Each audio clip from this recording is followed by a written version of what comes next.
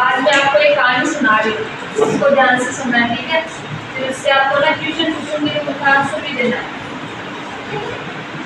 बहुत पुरानी बात है। एक घने जंगल में एक तालाब था जिसमें बहुत सारे मेंढक रहते थे। उन्हीं में एक मेंढक अपने 3 बच्चों के साथ रहता था। वह सभी तालाब में रहते थे। उस मेंढक की सेहत अच्छी खासी हो चुकी थी और वह उस तालाब में सबसे बड़ा मेंढक बन गया था। उसके बच्चे उसे देखकर काफी खुश होते थे। उन्हें लगता था कि हमारे पापा इस दुनिया में सबसे बड़े हैं। उसके बच्चे बहुत खुश हुए। उसके बच्चों को लगता था कि अपने पिता दुनिया में सबसे बड़े और बलवान हैं। मेंढक भी अपने बच्चों को अपने बारे में झूठी कहानियां सुनाता था।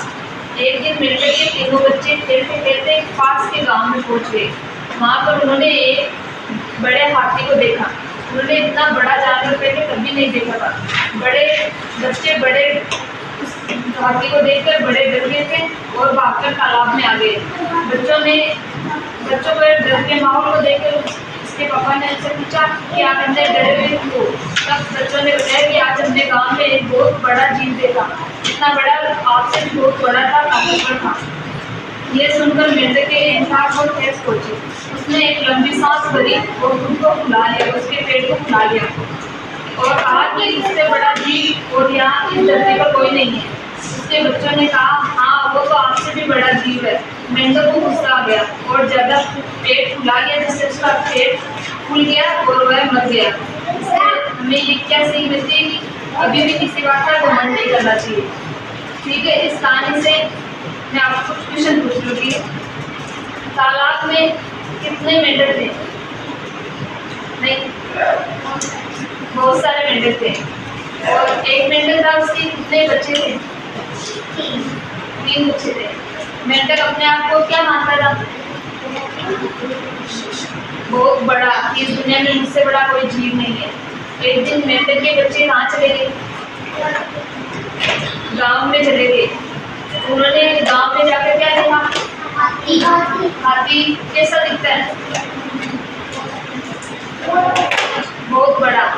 मेंढकों ने वापस आते किसको बोला था कि एक बहुत बड़ा जीव है? मेंढक क्या लगता था? अपने पापा को बोला था। फिर मेंढक ने क्या किया? पेट फुला लिया। पेट फुलाने के बाद उस मेंढक को क्या हुआ? मर गया। ठीक है, तो एक कहानी और सुनाती हूँ आपको। एक दिन हवा और सूरज आपस में बात कर रहे थे। दोनों अपने आप को बहुत ताकतवर मानते थे। दोनों अपने अपने बात को सही मना रहे थे। इतने में उन्होंने एक आदमी को जाते हुए देखा। हवा और सूरज ने आपस में तय किया कि जो इस आदमी के कपड़े उतार देगा वही सबसे ताकतवर होगा। पहले हवा की बारी आई। हवा खूब जोर जोर से चलने लगी। जैसे जैसे हवा तेज होती गई, वह आदमी अपने कपड़े कसकर पकड़ लिया, जिससे उसके कपड़े उड़ने लगे। उसने उन्हें कसकर पकड़ लिया। हवा भर गई। अब सूरज की बारी आई। सूरज तेजी से चमकने लगा। बहुत तेज धूप निकाल ली उसने। धूप बहुत तेज हो गई, गाड़ी तो धूप में गर्मी लगने लगी। उसने सोचा कि कपड़े उतार कर कहीं छाया में बैठ दे। गर्मी से राहत पाने के लिए उसने झट से अपने कपड़े उतार दिए। सूरज बहुत खुश हुआ और हवा सोचती रही।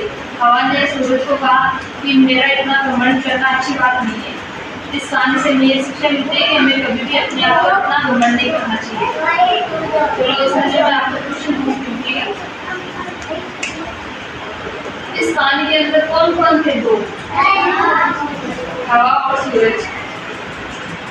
इसमें आपस में बातें कौन कर रहा था? सूरज और सबसे ताकतवर कौन मान रहा था अपने आप को? दोनों ही मान रहे थे, लेकिन हवा सूरज को बोल रही थी कि मैं आपसे ताकतवर हूं। इसमें हवा और सूरज ने किसे जाते हुए देखा था? एक आदमी को जाते हुए। फिर उन्होंने क्या बातें की? पहले जो जिनके कपड़े उतार देगा वही सबसे बड़ा ताकतवर होगा। पहले बारिश की हवा की या सूरज की? हवा की। हवा ने क्या किया? जोर जोर से चलने लगी। ठीक है, फिर हवा ने उस आदमी के कपड़े उतारे? नहीं उतारे। आदमी ने क्या किया था? कपड़े नहीं उतारे। हवा जैसे जो उसने कपड़े कस तक पकड़ ली। फिर आई थी सूरज की बारी। सूरज ने क्या किया?